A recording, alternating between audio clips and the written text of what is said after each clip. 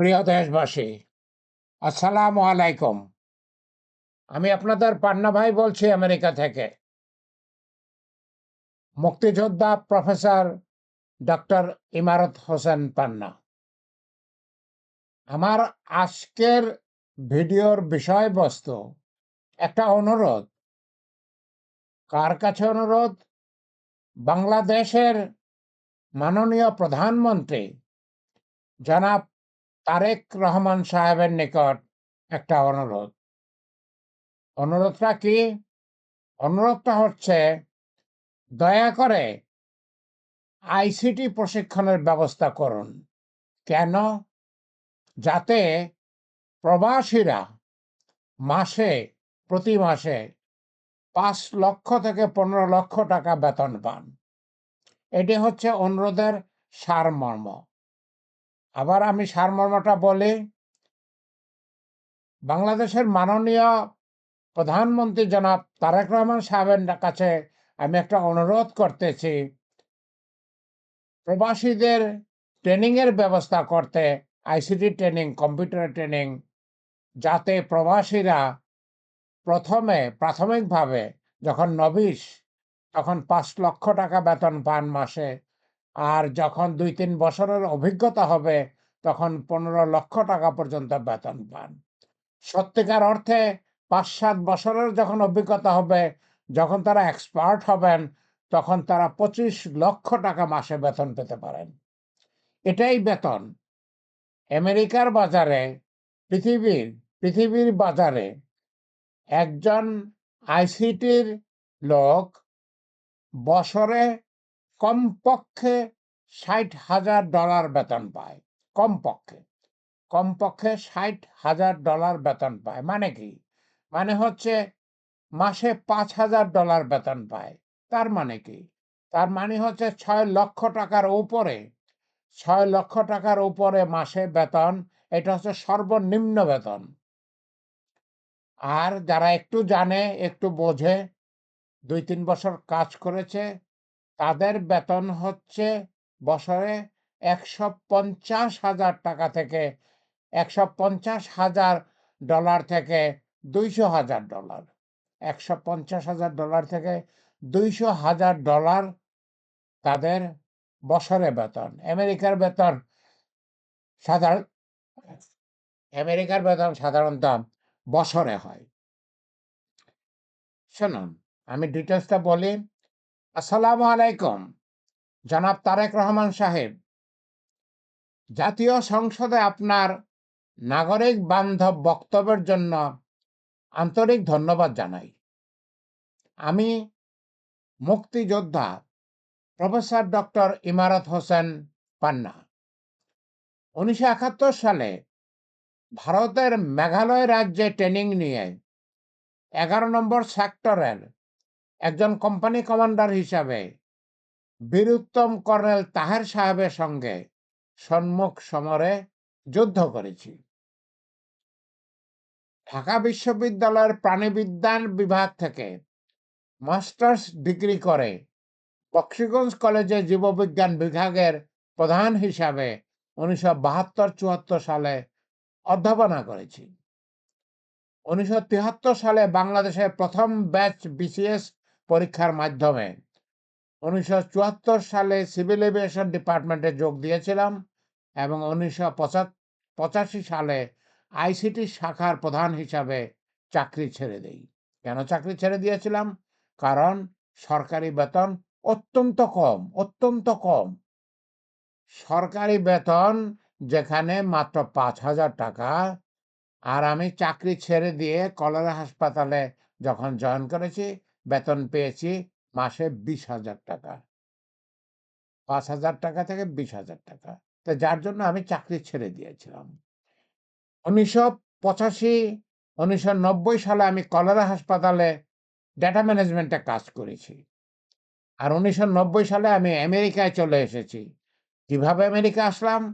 আমেরিকার সবচেয়ে বড় ইউনিভার্সিটি, যে একটা ইউনিভার্সিটি, জনস হপকিন্স ইউনিভার্সিটি, তারা আমাকে বাংলাদেশ থেকে চাকরি দিয়ে আমেরিকায় নিয়ে এসেছে।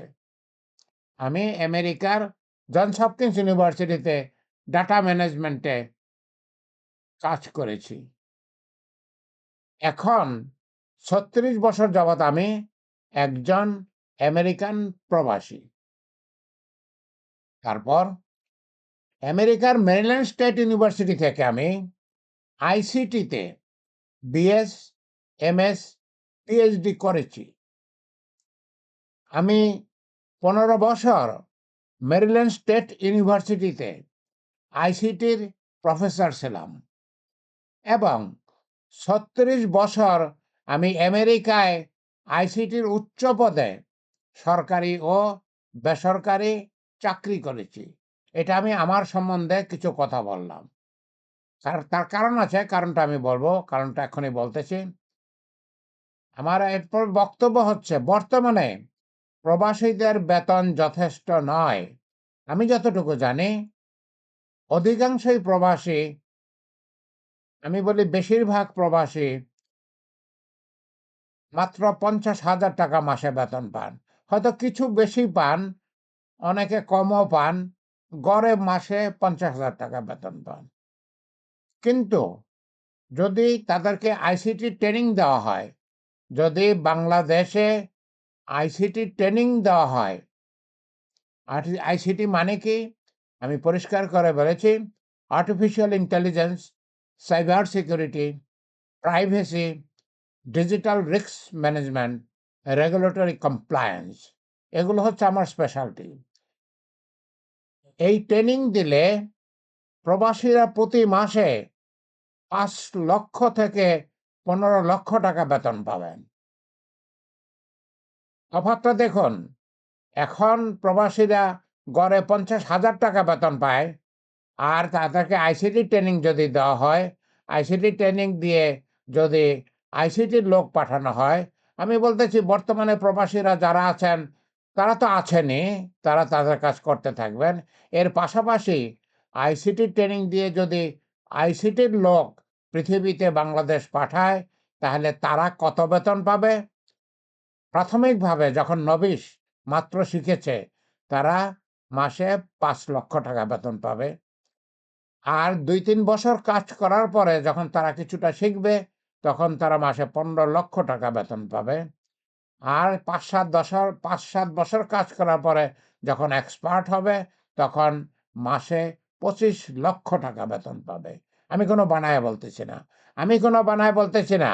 যারাই ইন্টারনেট ঘাঁটতে জানেন, তারাই জাস্ট চেক করে দেখেন যে আইসিটির বেতন কত, আর্টিফিশিয়াল ইন্টেলিজেন্সের বেতন কত, সাইবার সিকিউরিটির বেতন কত, প্রাইভেসির বেতন কত, ডিজিটাল রিস্ক ম্যানেজমেন্টের বেতন কত, রেগুলেটরি কমপ্লায়েন্সের বেতন কত।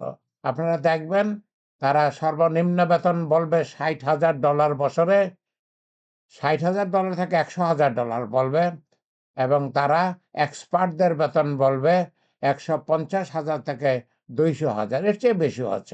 এর চেয়ে বেশিও আছে। আমার কথা হচ্ছে যে কেন বাংলাদেশ শুধু অল্প বেতনের প্রবাসী পাঠাবে বিদেশে?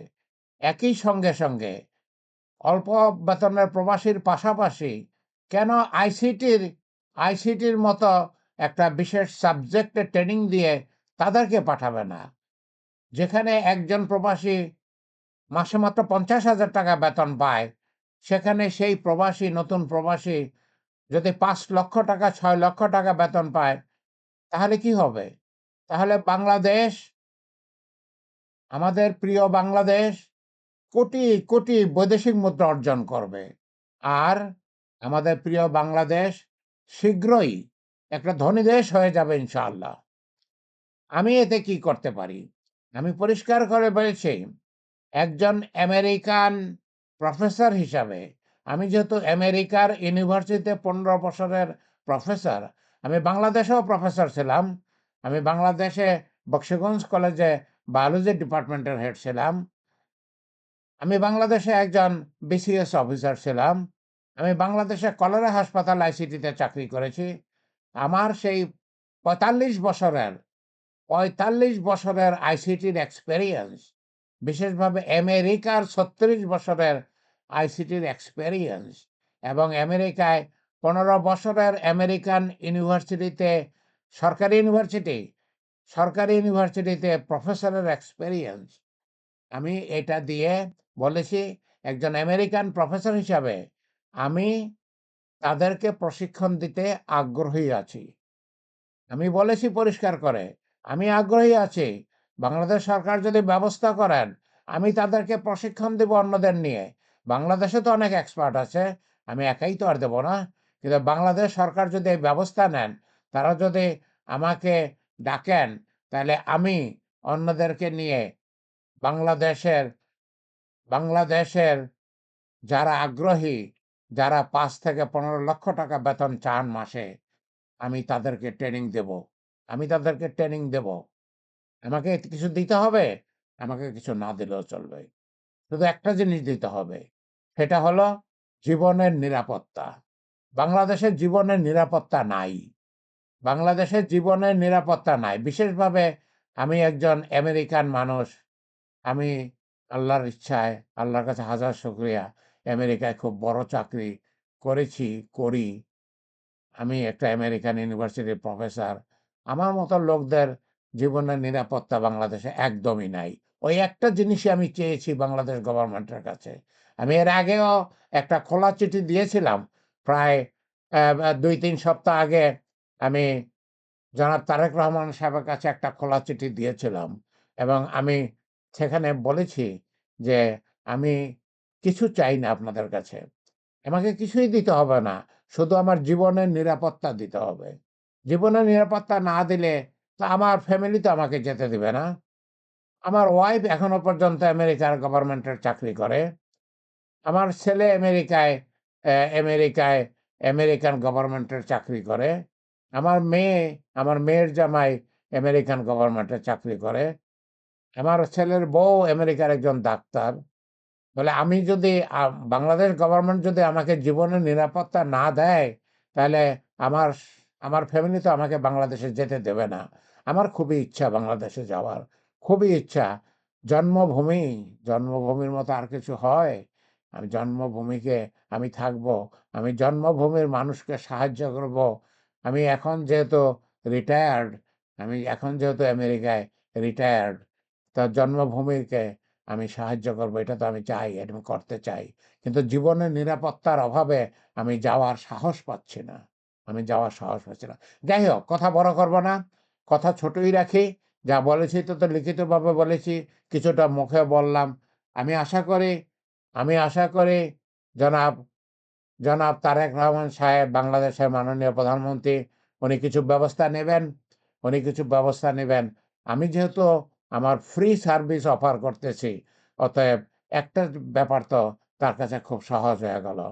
কারণ আমি এর আগে বাংলাদেশে যখন ৩ বছর ছিলাম, তখন আমি বাংলাদেশের গভর্নমেন্টের একটা কাজ করেছিলাম। আমাকে তারা তখন ঘন্টায় ১০,০০০ টাকা বেতন দিয়েছে।